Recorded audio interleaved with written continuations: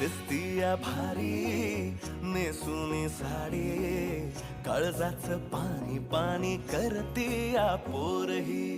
आता क्यूट वाली गावरान बोली, खट्याळ थोडी माझ्या काळजाची चोरही.